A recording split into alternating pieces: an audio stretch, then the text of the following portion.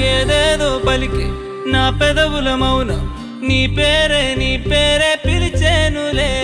నీ పిచ్చితోనే అల్లాడే ప్రాణం నిన్నేలే